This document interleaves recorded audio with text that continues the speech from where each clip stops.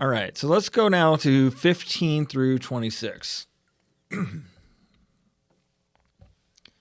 Then they came to Jerusalem, and he entered the temple area and began to drive out those who were selling and buying on the temple grounds. And he overturned the tables of the money changers and the seats of those who were selling doves. And he would not allow anyone to carry merchandise through the temple grounds. And he began to teach and say to them, "Is it not written, 'My house will be called a house of prayer for all the nations'? But you have made it a den of robbers." And the chief priests and the scribes heard this, and they began seeking how to put him to death, for they were afraid of him, because all the crowd was astonished at his teaching. And whenever evening came, they would leave the city. As they were passing by in the morning, they saw the fig tree withered from the roots up. And being reminded, Peter said to him, "Rabbi, look, the fig tree that you cursed has withered."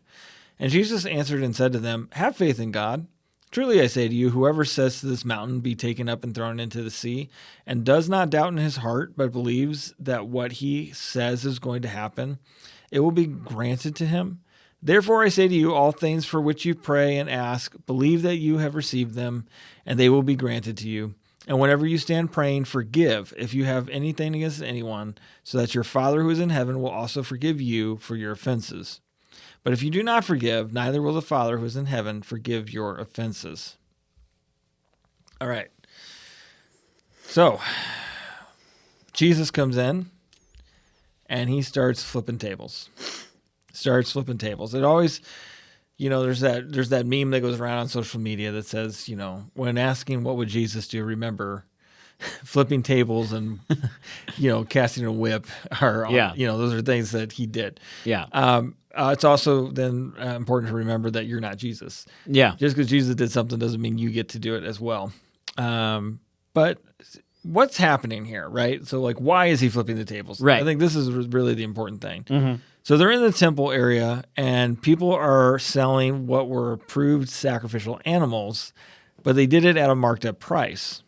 The money changers were there to convert money. So Jewish men had to pay an annual temple tax, but it had to be paid in their specific currency. So the changers would charge people to exchange their money to the proper currency. So if it's like, okay, well, you have Canadian currency and I have American currency, so I'm going to go ahead and convert your Canadian currency to American currency because obviously the American currency is a holier currency, obviously. But I'm going to charge you like 10%, 20%, 30%, right? Yeah. So now, just to give my offering to God, I have to now pay you to do that. Right. Right. And this is what is angering God, right? These are examples of people who are profiteering off the worship of God. So this isn't to say that you can't make money in the service of God, but this is more like extortion and religious manipulation, right? Mm-hmm. This is why he calls them thieves. It's not because they needed to get a payment. It's because of the way in which they did it and how they set it up. Yeah, and not only were they doing it, but they were doing it in the temple courtyard. Yes. Which was, you think about it, this is supposed to be, it's not the holiest of holies, but this is a holy place, and this is where people come to pray and to worship and to offer sacrifice, and there's no difference between it and the market outside. Right. Well, interestingly enough, this is as far as the Gentiles could go. Yeah. Right. So this is where the Gentiles had to pray and worship. Yeah. And they're trying to pray and worship. Imagine being at a church service, and while you're trying to worship, popcorn, peanuts, Cracker Jack. Yeah. Exactly. Get your communion cups over here. Yeah. And you can't worship. Bibles, buy one, get two free. Right. You can't worship because all of this, triviality, all this profiteering is going on. Yeah. When the focus should be on God. Yeah. Right. So they were literally disrupting this house of prayer. And Jesus says it. Look, this is supposed to be a house of prayer for all the nations, mm-hmm. or, AKA the Gentiles, but you've made it a den of robbers. So I think it also shows you just how special sometimes God's chosen people saw themselves. Yeah. And I get it. They're the chosen people, mm-hmm. But God is for everyone, right? Right. And he had ways to bring everybody in. And he had given them a command to allow the Gentiles to come worship him. Right. Right. Mm-hmm. All right. So then as they leave, they pass that fig tree again. And Peter points out that it's withered at this point, and Jesus explains that, hey, if you believe what you're praying will happen, then it will happen, right?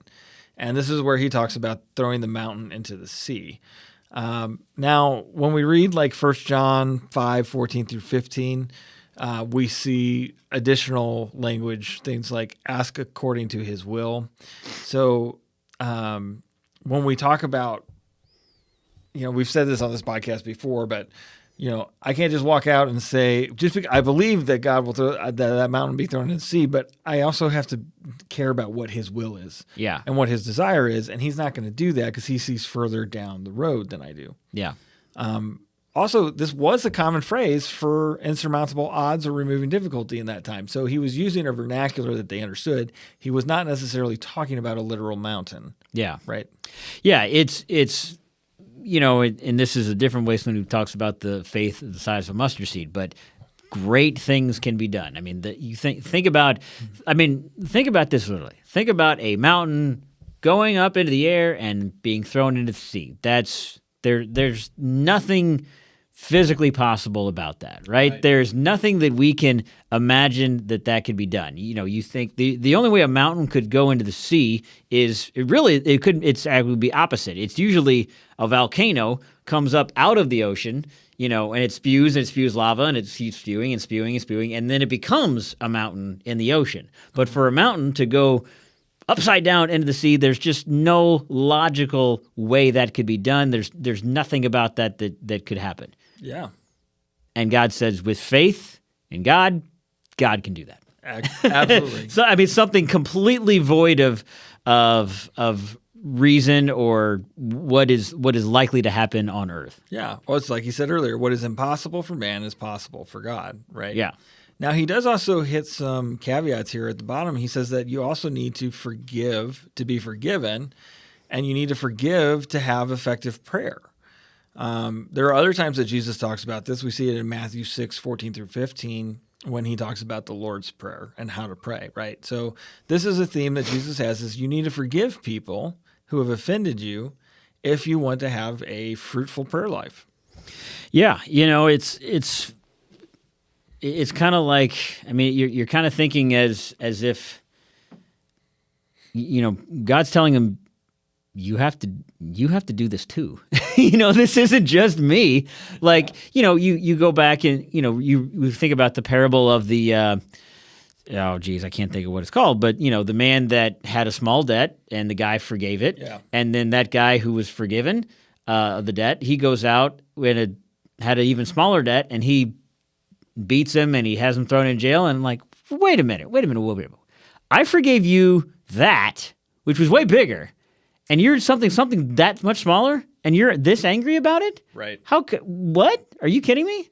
Why don't you try that too? And it's something for everyone. Like, yes, God. What God has forgiven is greater than anything we can even imagine. Someone wronging us. There's no even comparison. And so he's not really asking much. No, he's not. He's not. It's if you're not willing to forgive, then, like as we were talking about, your prayers need to be aligned with the heart of God. Yeah. Well, his heart includes forgiveness. Yeah. Right. So you're not really thinking about what's best for everyone if you're refusing to forgive those who've offended you. Yeah. Yeah.